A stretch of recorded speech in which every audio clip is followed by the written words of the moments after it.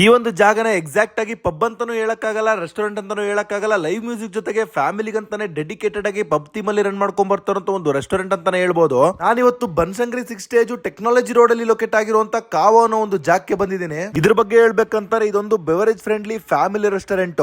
Peaceful ambience, live music ಜೊತೆಗೆ family ಮತ್ತೆ friends ಜೊತೆಗೆ ಟೈಮ್ ಸ್ಪೆಂಡ್ ಮಾಡಕ್ಕಂತೂ ಒಂದು ಬೆಸ್ಟ್ ಜಾಗ.